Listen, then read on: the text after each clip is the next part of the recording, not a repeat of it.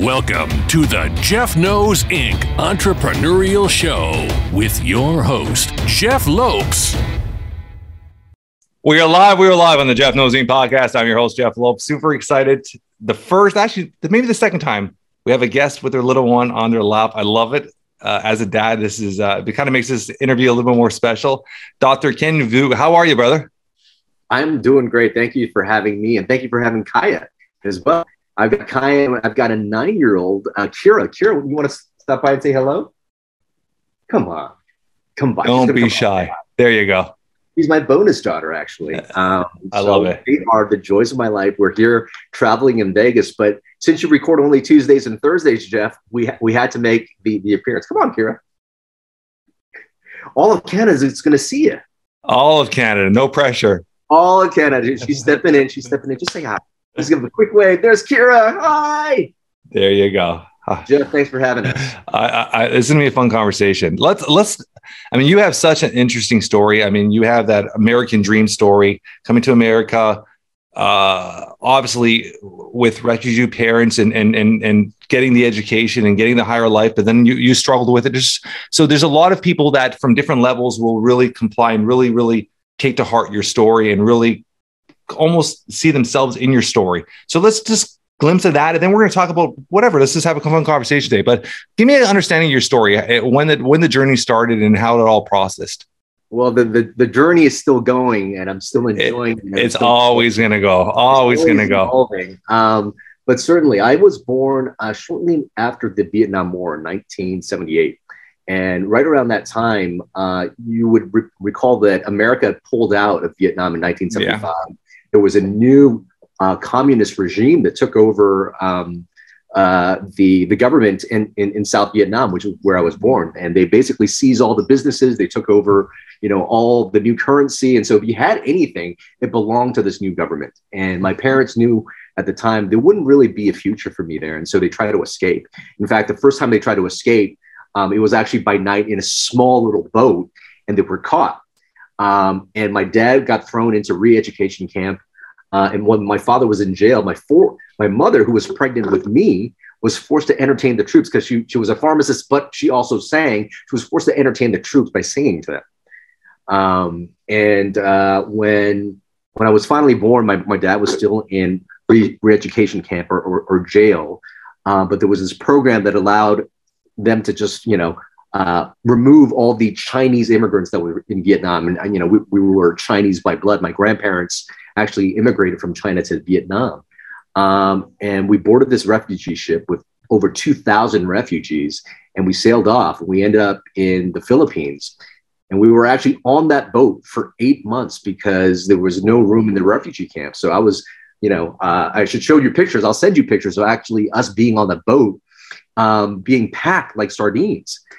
People fell off the boat and they died there. People had dysentery. They died of that. And I nearly died of dysentery on that boat. In fact, I was the only infant that actually survived on that boat. We spent another 3 months in a Philippine refugee camp. And, we were fortunately sponsored to America by a Catholic church. And so as an early Christmas present in 1979, I was in America growing up in Los Angeles. And one would think, a kid who made it through all of that would grow up feeling so grateful to be in America. And I can't say that was it. I grew up and I was watching a lot of TV, and I just kept thinking that I was very different from the kids that I saw on television. There were people that spoke perfect English. There were people with dads that threw footballs, with them. There were people that lived in these white picket fences houses, and I didn't have any of that. And I recall being, bused to a more affluent area for school, and I was constantly being teased for the stinky food my mom sent me to school with, for the hand-me-down clothes that I was always wearing.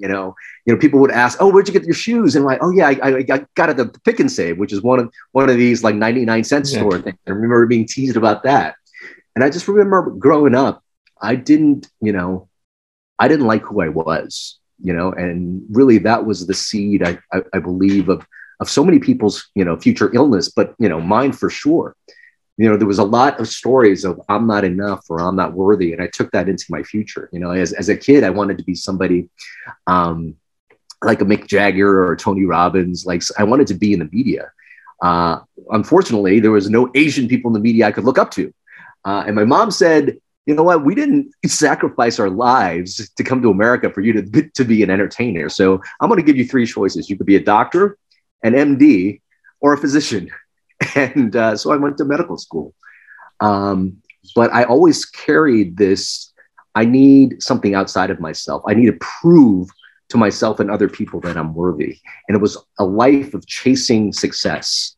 You know, I went to medical school. I got into a very competitive residency. I trained at the NIH. I trained at UCLA.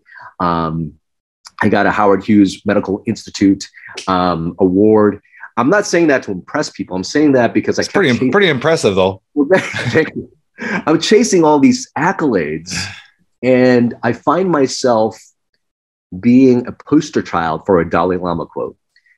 What is it? He was asked by a reporter what he found most interesting about humanity. And he said, man, because he would sacrifice his health in order to make money, and then sacrifice his money to recuperate his health. Yeah, that's a beautiful quote, because that's something I always say. I mean, your wealth is your health, right? I mean, if you don't have your health, you don't have nothing, right? Yeah. Well, I mean, I think that's not the story that resonated within me, but now, you know, so many of my clients come to me, they face the same thing. Oh, you know, it's ongoing. Yeah, we potentially have these wounds that we grow up with, and there's a narrative that we listen to the Matrix, or we listen to these messages that come in from the outside. Oh, that career is not right for you. You shouldn't follow that part of your dream, or that thing that lights you up. You are not worthy. You are not enough. And there's all these messages that we pick up that some people might actually start believing in those things. And the thing is, if you're not good with yourself and you start chasing, that energy of chasing something that you're not actually causes your body to go into distress mode. You have increased cortisol that goes in, and this is a biological and physiological thing that happens. Yeah. Inflammation goes up, your immune system goes down, and guess what? You're living a stressed life, and then you have a stressed out lifestyle. So me, as a medical doctor, trained at some of the most reputable institutions all around the world, 5 years into my training, or not 5 years into me being an attending, I've achieved quote unquote success. However, I was overweight, I was diabetic, I had high blood pressure, and I was on prescription medications. So I end up, you know, having early stage disease of the people that ended up in my operating room. Yeah, it's crazy. And so that was the true wake up call from what I've, you know, started to shift my life. And being, but was there a moment or something inspired, like what clicked? There's always a moment, whether you stop smoke, there's always a moment where it's just like, boom, this happened, where it's like that light. What was that moment for you? Yeah, I think it was a series of moments that I thought, you know, what the hell is, you know, happening to me in my life. There was a year where, you know, I had discovered I was overweight and diabetic. I would look at myself in the mirror every single day and say, "You are a freaking phony. You are not the epitome of health." I had that going for me. Yeah. I had a close uncle who passed away very, very early. I mean, he was only 50 years old of lung cancer. I had a woman in my life that I thought I was going to marry at the time leave me for another man because I was so gung-ho on building this practice. And so all these things I felt were happening to me, not knowing that all those things were actually happening for me. And I would recall walking on rounds in the hospital one day, and I pick up the chart to go see this patient of mine. I remember his name was Ishmael, 43-year-old pancreatic cancer, probably only has a couple months to live. And I remember, okay, I'm supposed to drain 10 liters of fluid from his belly. You know, when you have cancer, sometimes what happens is those cancer cells plug up, you know, your lymphatic systems, and you've got this huge belly of fluid. And so tap 10 liters of fluid from this guy. I was thinking, this guy is going to be really sick, and I'm going to walk into this room from some guy who's really destitute. I better put myself together. I know I'm a wreck right now, but I better put myself together. Anyway, I walk in the door, open the door to Ishmael's room. And there he is. Hey, Doc, how are you, man? I am so glad you're here. I can't wait for you to take out this fluid because I'm going to feel so much better. Doc, I'm ready for this. And in my mind, I'm thinking, Jesus. Perspective.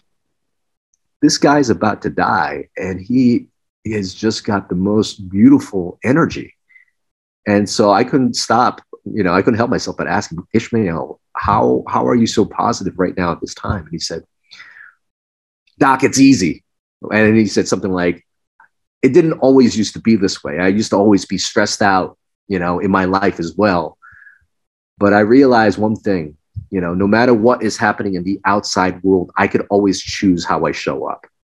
All right. And now I make the choice to show up with love, with positivity. And man, his energy was infectious, with all the nurses, everybody in that hospital. But he really gave me that wake up call, that my reality at that time was probably a reflection of how I was living my life, of saying no to my own dreams, of building this thing and chasing this thing that's not mine.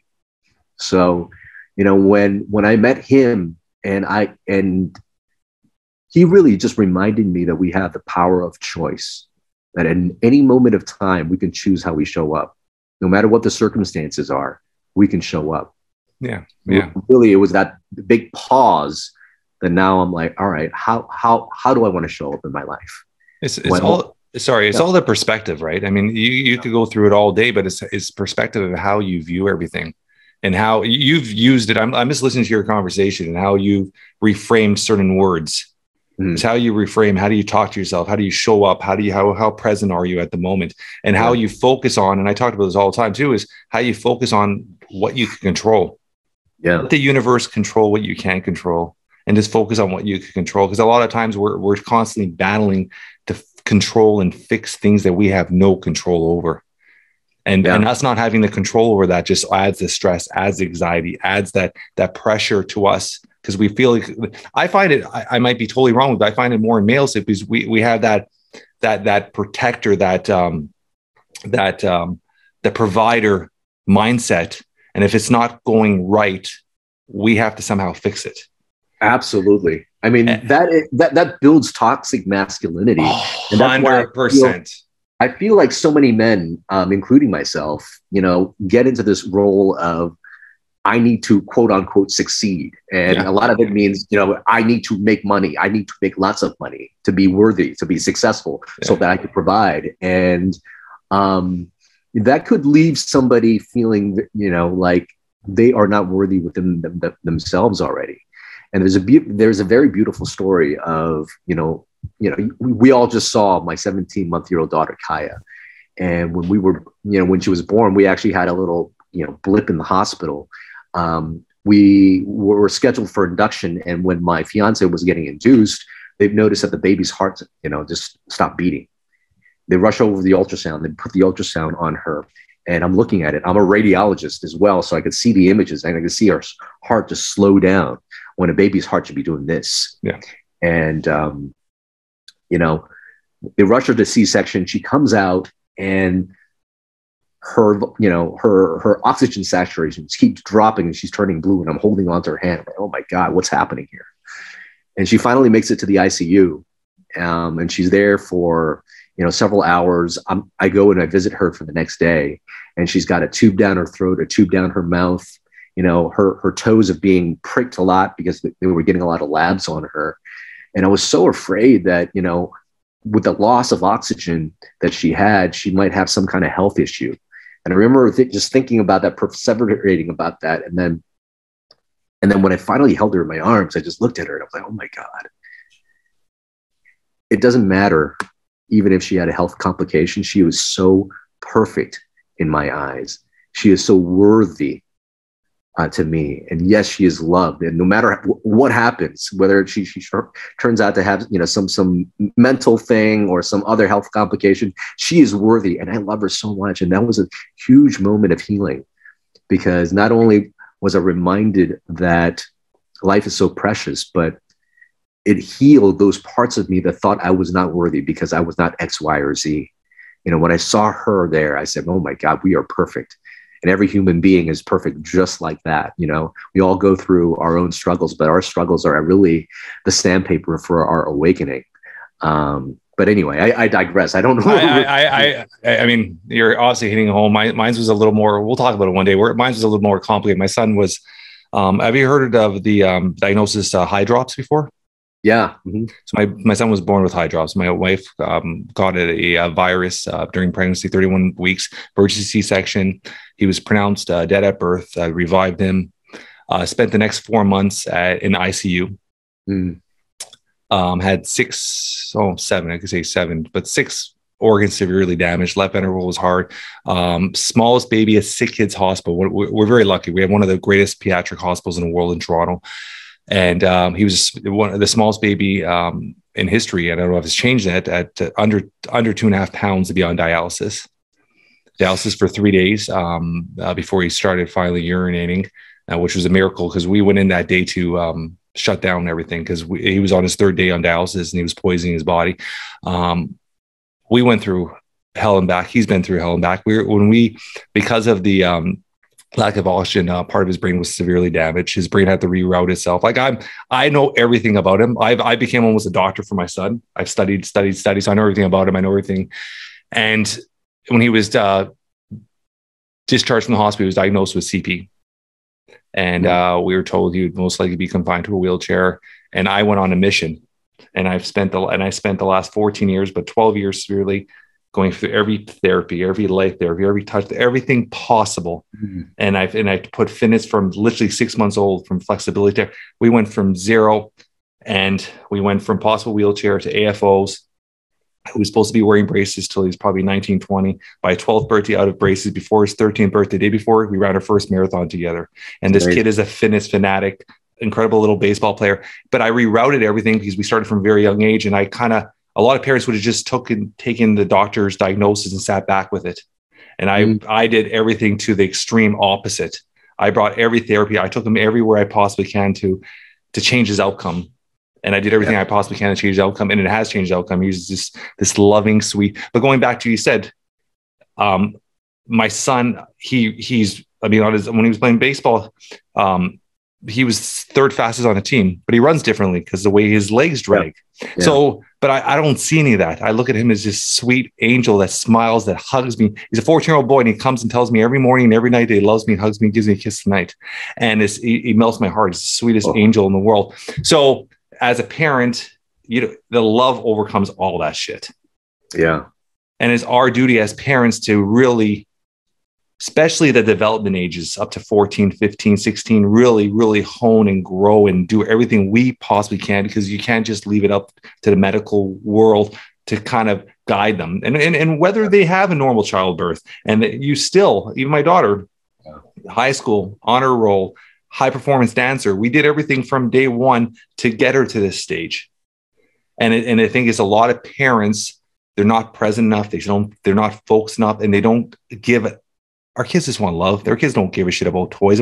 They want it, that when they're happy, when they get a toy and they're happy they got a toy, it's not because they're getting that toy. It's because they feel like they're being recognized for something, and their dad and mom are showing appreciation for them. That's what makes it special. They don't give a shit if that toy is gone in a day or two. It's that memory of what that memory brought. So I'm all about building memories, taking photos, building photo albums, going on road trips, do road trips every year. We love sitting in the car for 12 hours and screaming, shouting, and being all pissed off, because those are the best memories you build, right? So I'm all about that. So when you said that, I apologize for breaking to your story, but it hit close to home with my son, Tiago. Oh my God! I mean, for those people that don't know what CP is, it's cerebral palsy. Yeah. And what a beautiful story. And one of the things, or two things I picked up from what you said was, one, presence, and how we cultivate that. Because I feel like so many of the people that I treat right now are so much in autopilot, are so much in living in this matrix. Yeah. Being distracted with their phones, with their work, with all those things that we forget about just being right here, right now, with the people that we love. That also allows people to make really bad choices. Like, oh man, I got to grab the first thing I see and put it in my mouth. Nobody is present. Nobody is conscious. And the fact that you've cultivated that, I know what I'm going to talk to you about when you jump on my podcast, brother. That was beautiful. The other thing that you said that was really remarkable was you did not accept the diagnosis you got from the hospital. Yeah. I find that so powerful. And as a medical doctor trained, I've got an MD. I'm not some woo-woo guy, trained at UCLA, National Institutes of Health. Howard Hughes Medical Institute, I can say that sometimes the diagnosis that you get isn't, it shouldn't be a sentence. Some people say, oh man, I have depression, I have anxiety, or I am depressed. I am this, I have high blood pressure, I am a diabetic. Well, I just want to say that, usually those outcomes happen when you live a life a certain way and you get that outcome. If you start to break free and change from that, you can start to maybe expect a different outcome. Yeah. I was diabetic. I had high blood pressure. I had, I was on prescription meds, and I realized I wasn't given the tools in medical school to actually be healthy. And when I started to realign my life in that way, I was able to reverse all those conditions. And the fact that you did not accept the diagnosis that, your son was going to be, was going to live life a certain way. You said, no, that's not going to go down that way. Yeah. And you seriously course corrected, his evolution and where he is now. So, I want people to just recognize that if you happen to be diagnosed with anything, don't necessarily take that as, a sentence, that you can control the outcome of your health. You can control the outcome of how you show up in this world. Again, bring me back to that Ishmael story. Yeah. And enjoying the process, right? I mean, there was moments, and maybe because I've been an entrepreneur for 26 years, and maybe that I've always had that mindset where I can't give up on something. When I put something in my head, I got to get it done. And there was times, for example, little things, my son hopping on one foot, it took 3 months, 3 months where we did it every day for over an hour just to get him to hop on one foot. And now on one foot, he's flying upstairs on one foot and doing stuff. So it's that process. Enjoy the process. Yeah. Because those micro victories are so special. Oh my God. So special. I was going to ask you, if you had maybe, a diagnosis or something like that, do you think you would have responded with how you elevate? Did you approach life like this all around, or was it because of your son that you were allowed to kind of like take the extra steps of being more present and more focused? Because I realize with some clients, you really need to identify their why. They would do more for other people than they would themselves. So I wonder, do you approach life that way as well? Or do you? No. Yeah, I do. Because I'm a strong believer. I do the whole Oprah mindset of fill your cup up first. Yeah. I mentally, spiritually, physically, I take care of myself before I take care of anybody else. Yeah. And I'm talking about spiritually, to me, is more the whole, whether it's meditation, reading a book, taking daily vacations, whatever you want to call it. But it's, I make sure I'm at my physical. I take care of myself physically. I make sure I try to get, my biggest struggle is sleep. I try to get as much sleep as I possibly can, but I'm a strong believer. You have to be at your physical peak to be able to serve others. Yeah. Okay. That's a strong point, but I've always been the type where just, I love challenge. I love breaking the mold. I love challenge. I love looking at something and being like, there's a way to get this change the outcome. Because we are all, and that nurse that day during a diagnosis was a doctor, discharged doctor, a nurse. We're standing there, and she made a comment. And I'm going to give you two examples about the hospital. But she made a comment. I was actually talking to somebody about this yesterday, Doc. She made a comment. She said, and I don't know what her mind was, but I was already aggravated with the diagnosis. I go, he's 4 months old. How are you going to diagnose his future? How are you going to put a label on him? Yeah. And I said to him, you're putting a label on him that could, if he ever wants to join the military, you're putting a label that could stop a lot of his future, getting a license, but you're trying to stop a lot of future before you understand what the future is ahead. And then she turned around, she goes, a lot of parents ask for a diagnosis because now medically they could be supported by the government with a check. Mm-hmm. And that just infuriated me. I'm like, you're talking as a parent that I'm gonna say yes to accepting this because I'm gonna get paid for it. So that was my mindset that really aggravated me that day. And there's one more thing is my son was in the ICU on the 4th floor, 6 beds. Those beds rotated. Those children that came in that room, it was a rotation, constantly rotating. When I mean rotating, a lot of them were passing away. This is the highest and most intense ICU. It's got 6 beds, and it was just the most intense. Would go in there. Most wouldn't make it out. And me and my wife would be there from 7 days a week. We dropped my daughter at daycare. We'd be there from 7 in the morning till 6, 7 at night. When I would leave, the nurse at night, I would be on call, anything, whether it's blood work, they would have to call me for my approval first. I was like so involved. And I remember one day I was sitting there, and me and my wife and I said this, I called her name was Marianne. I call Marianne, the nurse. She was always there. And I said, Marianne, I go, is there a reason why no other parents are here? It was very rarely any parents you see. And I'm like, do they come in after a night? Do they come in like when are they here? And she says, Jeff, she goes, that's the reason your son's going to make it home. He goes, you guys are present. He knows you're present. A lot of these parents don't come here because they don't want to build an attachment. They don't want to build a connection to their children because they know they're going to lose them. Mm-hmm. When I heard that, I was just like, are you kidding me? But it's the reality. A lot of people, they can't, as a parent, they don't understand that I rather spend a month of bonding than no month. They don't want to build that connection. That was something that I've always had in the back of my head. And I've talked about it quite a few times, is you have to be present. You don't, that all those little moments make such a difference in our children's development. Doesn't matter what age to what area they are at. Yeah, absolutely. And thanks for reminding me of that. You know, that's one of the things that I constantly have to get myself, like, you know, throughout the day, ask myself, am I present or am I on autopilot? Yeah.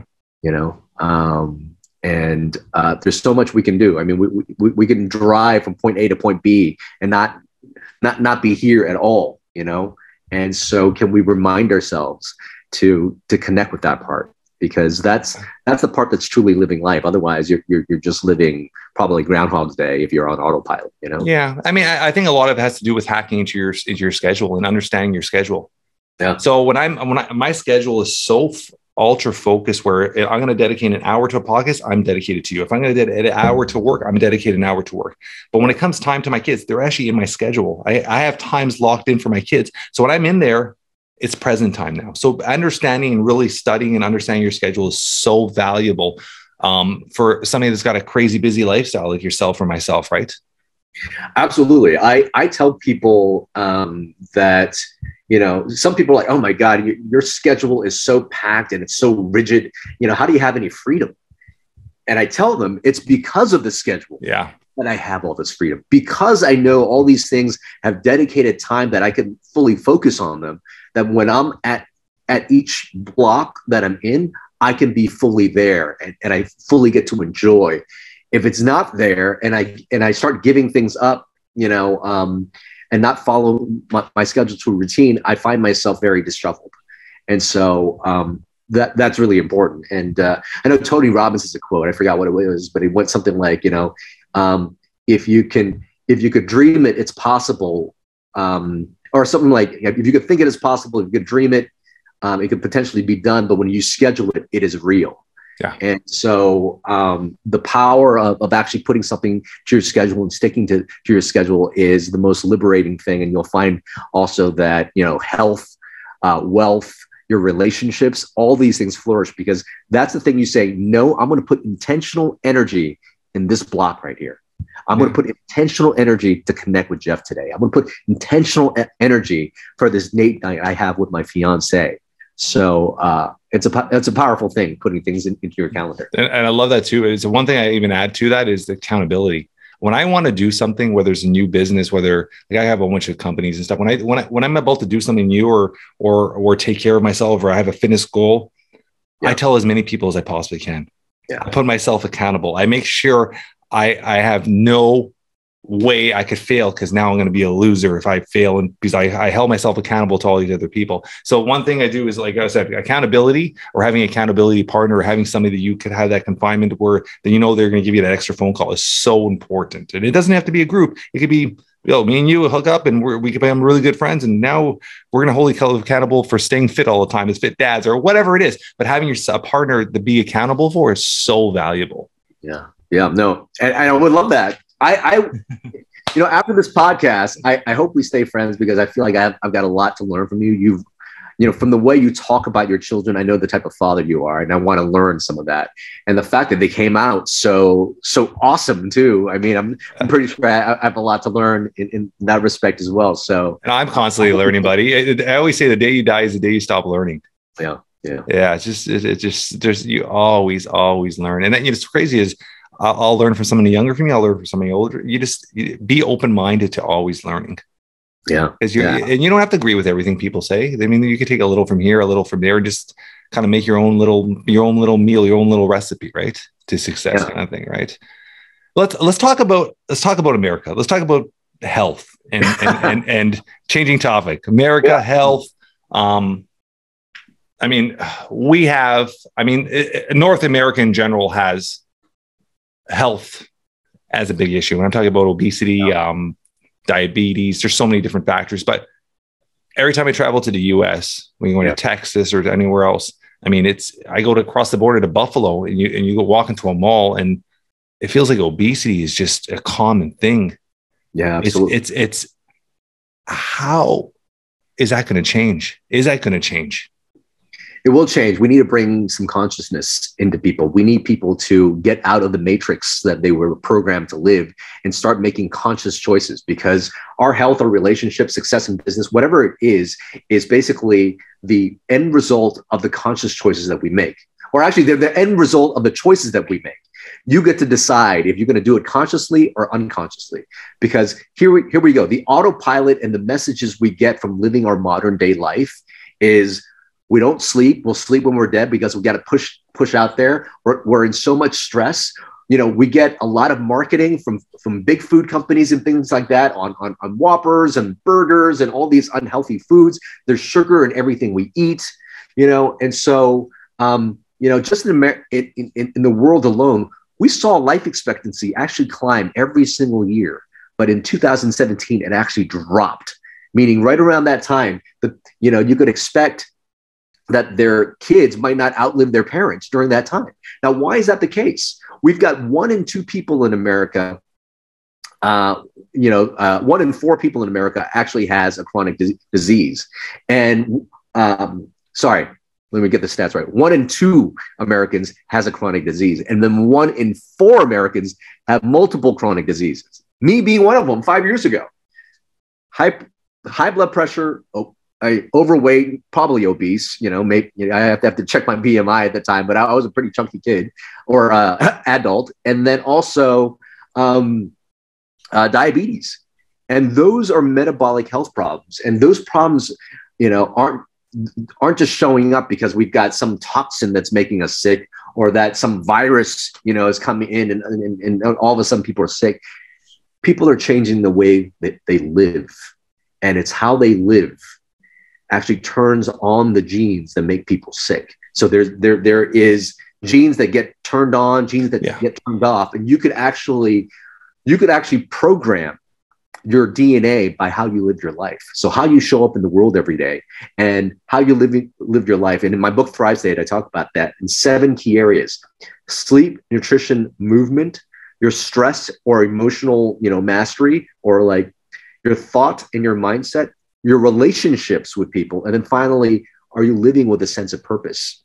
All of these 7 major factors actually control the environment, the molecular environment of your cells. And if you live in such a way that says, hey, I'm really living my true life, you actually talk to your genes, and your genes will gift you with optimal health.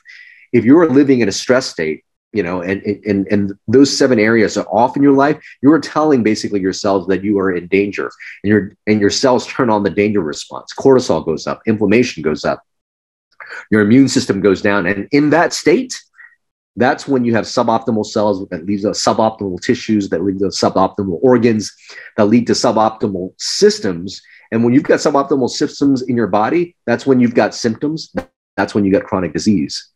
And so the epidemic of chronic disease we have worldwide is not a disease of our genetics, but a disease of our consciousness and our subsequent choices.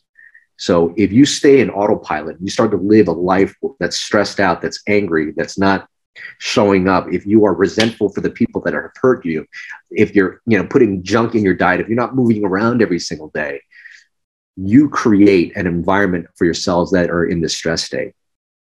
But if you start to become a little bit more conscious and audit your life in each one of these 7 areas and say, how am I showing up in these 7 areas? And you pause, am I in autopilot and going after what I've learned to do for a long time? Or can I pause and say, no, I'm going to show up a little bit differently? That tactical pause is something that is so important. You know, Viktor Frankl. Yeah, go ahead. No, go. Finish that quote. Yeah. Viktor Frankl had this quote. Viktor Frankl is a Holocaust survivor who was a physician in Nazi internment camps. And he saw so much death in family and friends, but he still had this to say. He said, between stimulus and response, there's a space. Yeah. And in that space is our power to choose our response. Yeah. And in our response lies our growth and freedom. So we all have this space, no matter what's coming at us. Coronavirus, we've got, somebody leaving us, and we getting fired. We could create this space, and still from that space, always choose how we show up.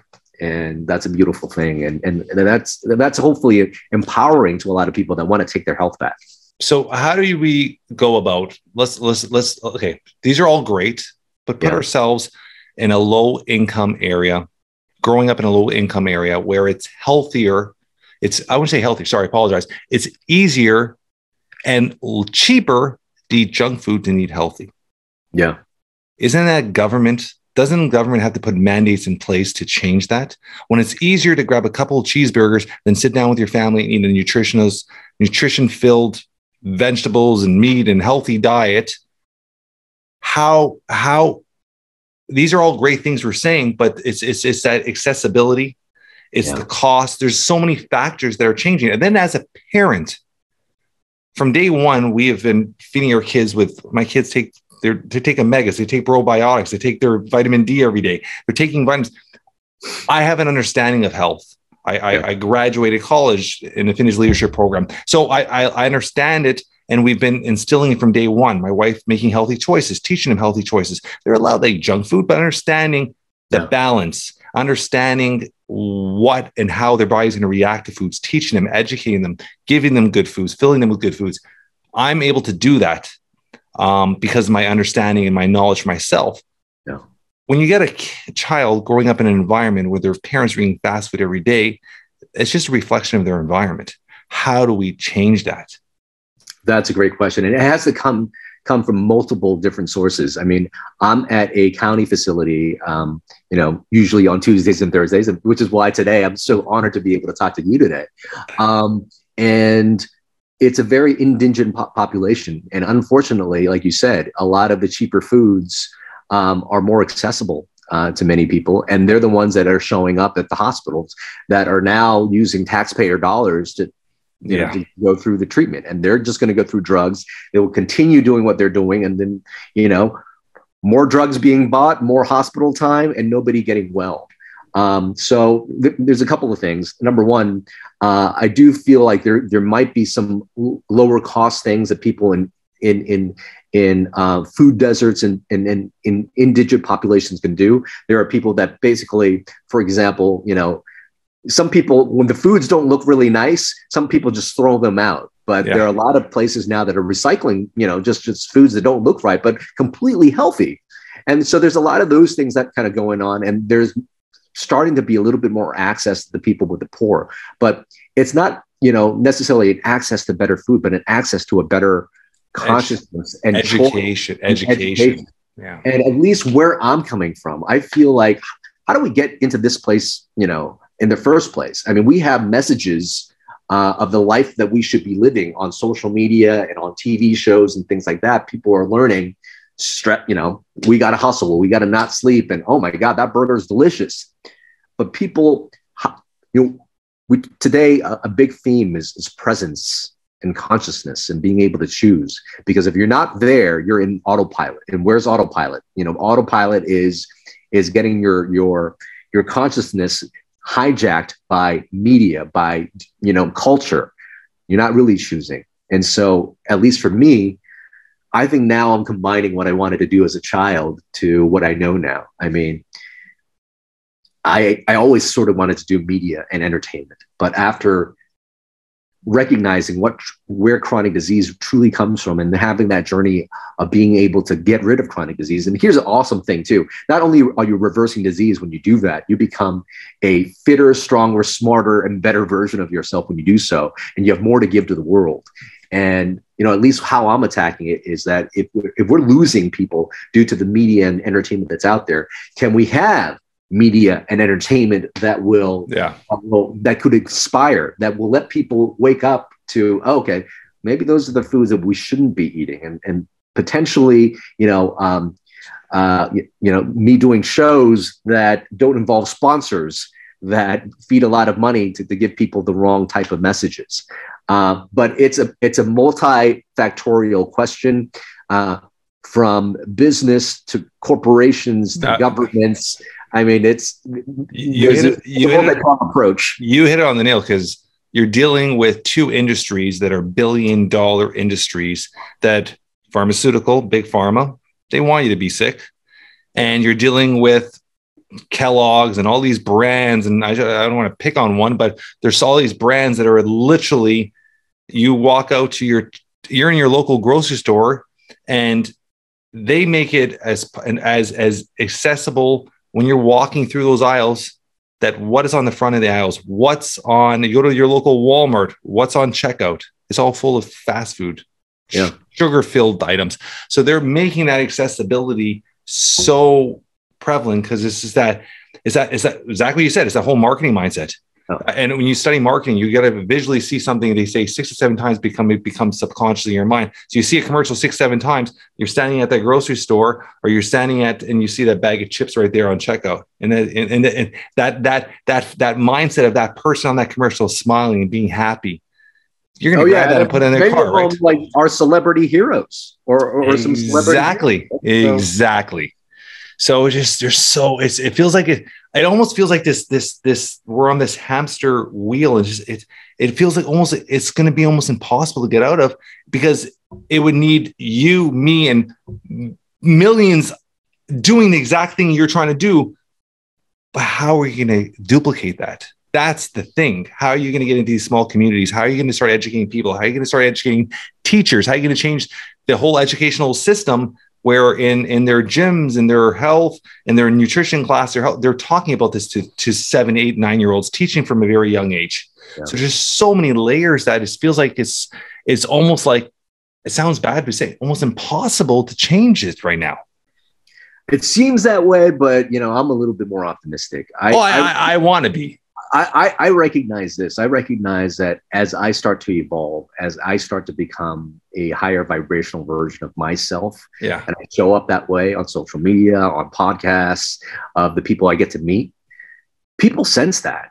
People go, oh my God, there's just this thing about you. How are you so happy? Just like when I met Ishmael, I just said, well, how are you this way?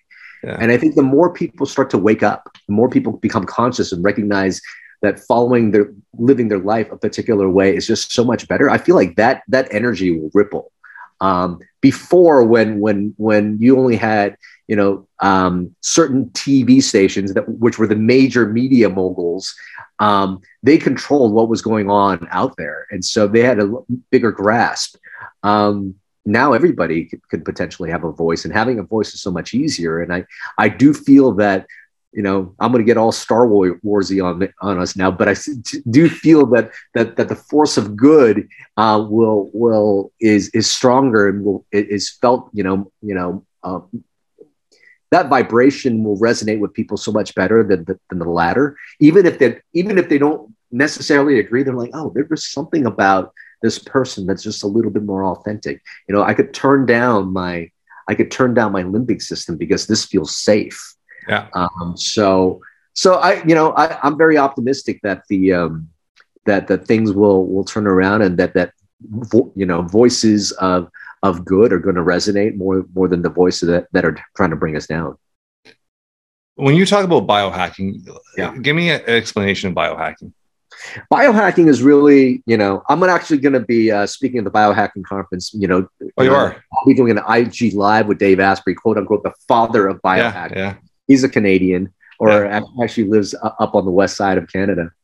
And so really biohacking is just hacking your biology, doing certain things to hack your biology. Now, many people associate biohacking with technologies, like wearing an Oura ring to track your sleep, or using red light therapy to increase ATP and lower inflammation, or doing some hyperbaric chamber to increase oxygen delivery in your body. So there's all these technologies that are out there, and I do believe in all these technologies.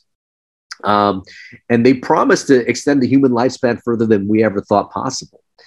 But here's the thing: when we actually study the world's longest lived populations, and I don't know if you're familiar with the book Blue Zones, there's a Ken Vuu that talked about these 5 places where people live the longest. It was Okinawa, Japan. We've got Sardinia in Italy, Loma Linda, California. We've got Icaria, Greece, and we also have what was the last one? Costa Rica.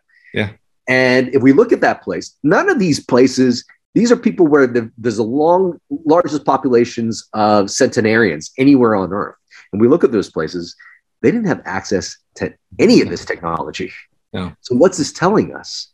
It's telling us that how we live our life actually activates the biology of longevity. And I can go deeper into that, but how we show 100%. 100%. And that's how we hack. In my book, Thrive State, that's what I talk about. In those 7 areas of your life, you audit your life. In those 7 areas, you can change your biology. You can hack yourself without the technology. But you know what? If you blend both, that's great. When I work with my clients, it's a combination of optimizing their hormones, using peptides, and using supplements. But it's focused mainly on the foundation of how we show up in the world, how we live our life in those 7 areas. There is God, I can't remember his name now. I'm trying to think as we were talking. There was a series on CNN, and as a storyteller, a gentleman's a storyteller, incredible storyteller. And he visited, he called it, I think it was the 6 or 7 wonders of the world. And before tourism in the world changes them. And a few of them were the blue zones. Yeah. And it's a lifestyle, right? I mean, you go back to, my parents were from Portugal, and you have great grandparents that lived to 100 something, because there was no processed food. They lived off the farms. They didn't have stress. They woke up, they farmed, they enjoyed their life. The European mindset, they close everything in Portugal from 12 to 3 o'clock every day for everybody to go to the beach or go to the cafe, right? And there's no stress on that. So their stress levels are lower. They're eating more, I would call it quote unquote, or real organic, not fake organic, because I think a lot of the organic stuff we buy are not pest controlled, but the soil is. So either way, you're still getting something in you, right? So these blue zones where they're slowly dissipating, they're slowly starting to change because of modern society coming in and tourism coming in, because everybody wants to see it, everybody wants to be part of it, and it's changing their whole environment and their whole outcome, because now they're becoming tourism. So now they're starting to import stuff and trying to kind of please the tourists, right? So yeah, it's just, it's hard with busy lifestyles to live that completely organic lifestyle, right? That lifestyle of just like stress-free and eating direct produce, right? Farm to table kind of thing. It's not that easy, right? So, but I've done research on those. So when you brought that up, I thought it's pretty amazing when you think of how the lifestyle has changed, right? Yeah, absolutely. And you mentioned biohacking, and that's the major message I want to leave with people is biohacking doesn't have to be these expensive gadgets. No, it's how you live your life. There's 2 things. I put all of those gadgets and technologies in what I term the science of longevity, but then there's also the art of living, and you combine them both. That's when you really get the result that you want. And it's choices that we make. at the end of the day, currently, I don't think I want to live in a blue zone per se, and that's a conscious choice. I'm like, you know what?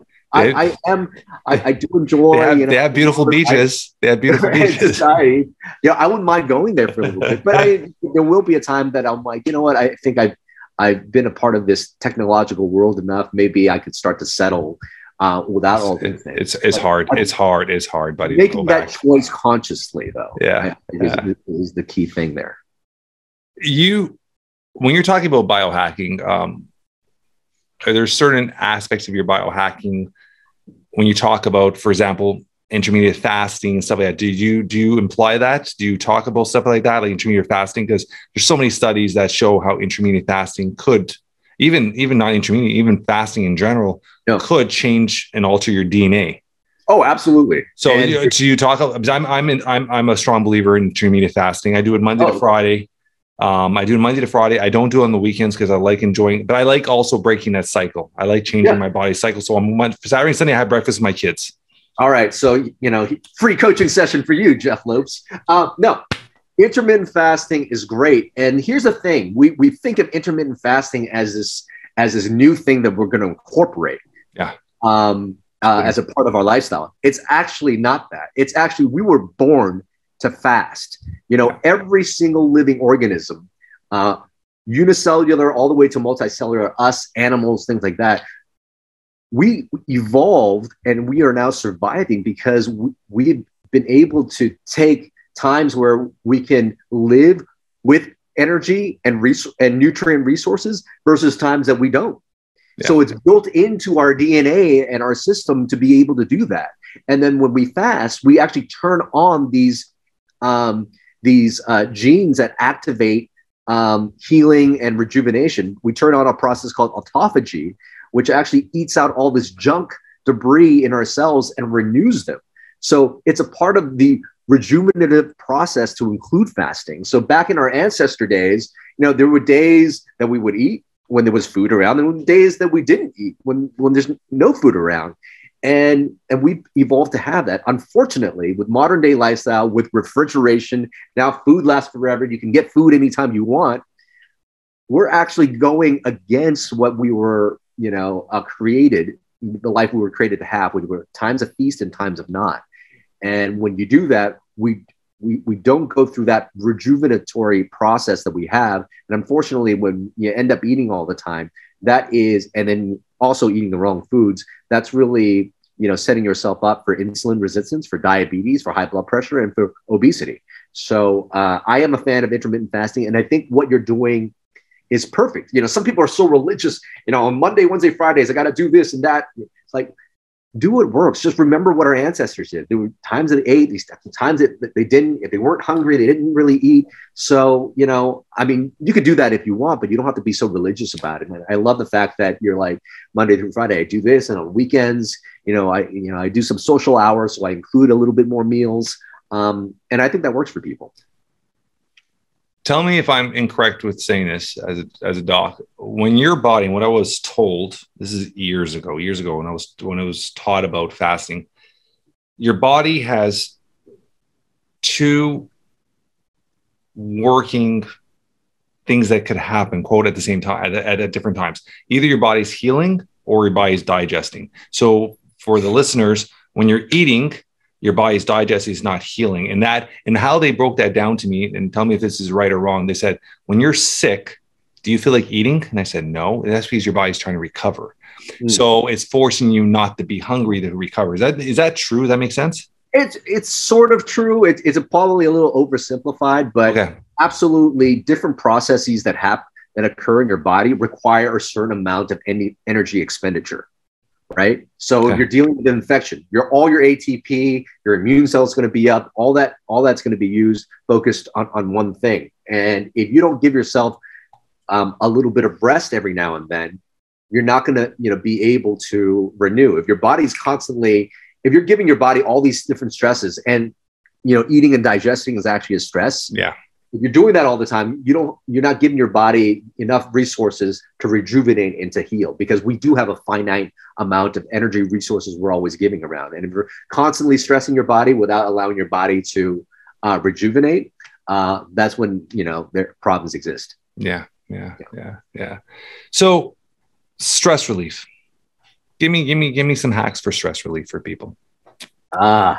Well, so much, I think, is, again, there's the autopilot mode, and it's really real. There's a part of our brain called the default mode network. Yeah. default mode network is basically the part of our brain that's active when we're not doing something, at task. When we're not in flow, we're not conscious, we're actually in this autopilot default mode network. It picks up a bunch of stuff, a lot of traumas we had when we were kids, a lot of that defines the ego. And when that thing is active, it's usually thinking about what can go wrong. And it's a big part of the stress that happens in our life. And so if we can quiet down that mode and we become a little bit more present, that's key. That's another way of saying is, can we actually see the stress that's happening?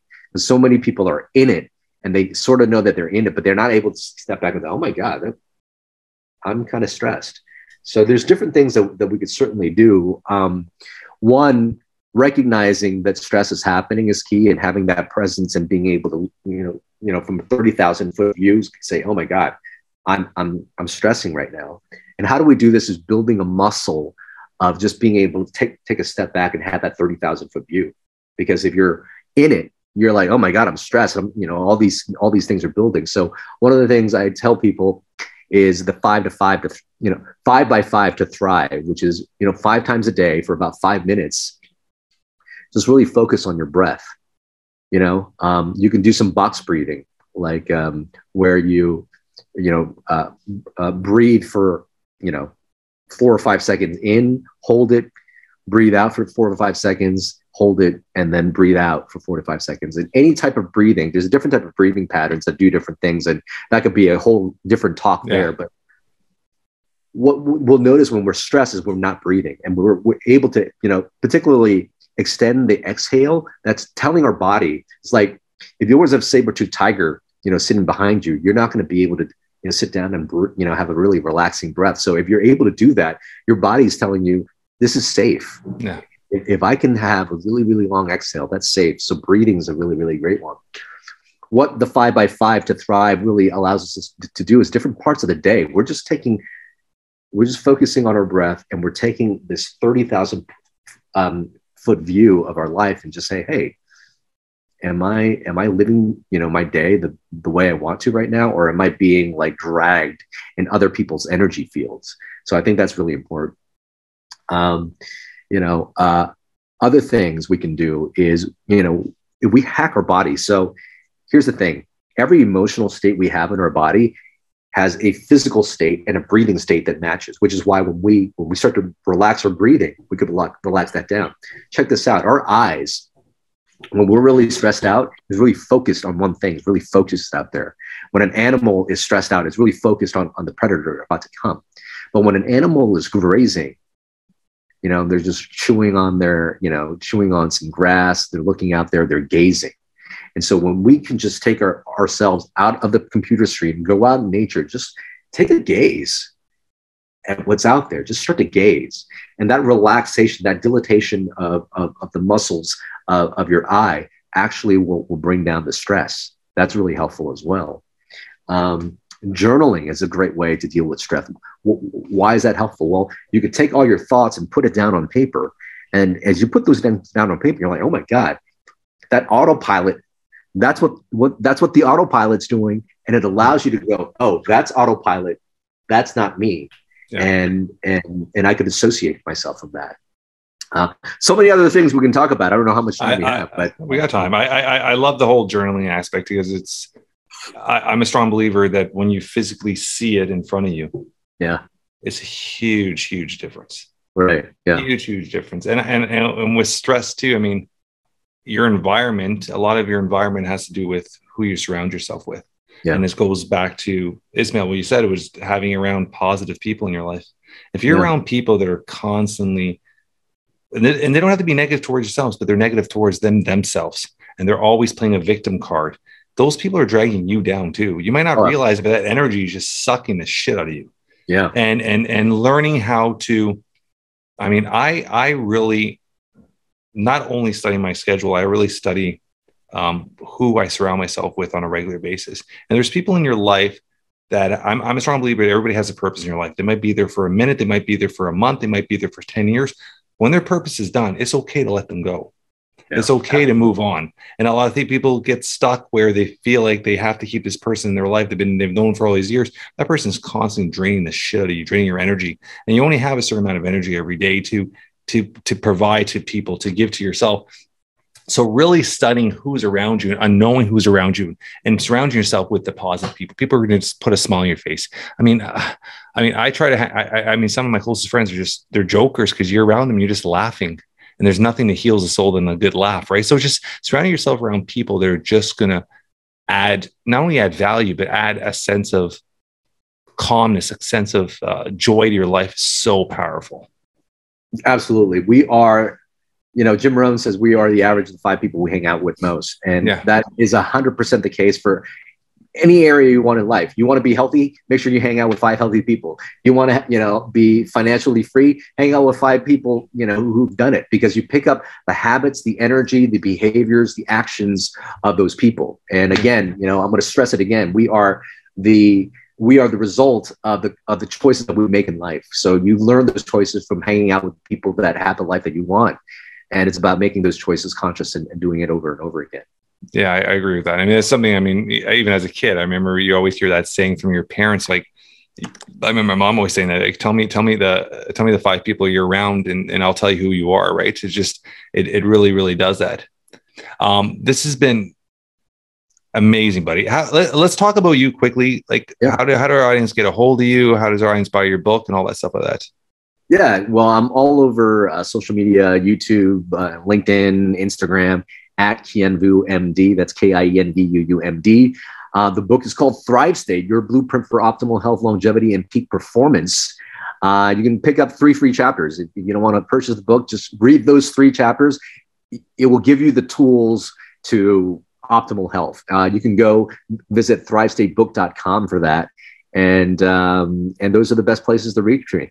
This has been awesome, brother. I appreciate it. I'm sure this connection is going to continue. I'm looking forward to being on your show and continuing our friendship. When's the last time? Have you been in Toronto, Canada before? I have not been to Toronto. I've been to Vancouver. Is the only, I know. Toronto, come on. Lots of friends out there. So beautiful, beautiful city. Beautiful city. And now that our lockdowns are open again and we're back to being normal, beautiful place for you to come visit. Anytime you're here, make sure you reach out to me and we could meet up and have a bite and hang out for a bit. Oh yeah, I would love that. Thank you. I mean, you're an amazing human being. Getting a chance to know you a little bit more, and the father you are makes me, like when I think, oh, okay, how do I become the best father? And I need to think of 5 people, I need to hang out with. You're definitely one of those 5. So appreciate it, buddy. Appreciate it. Yeah. Let's keep this conversation going. I appreciate it. Thank you so much, buddy. You got it.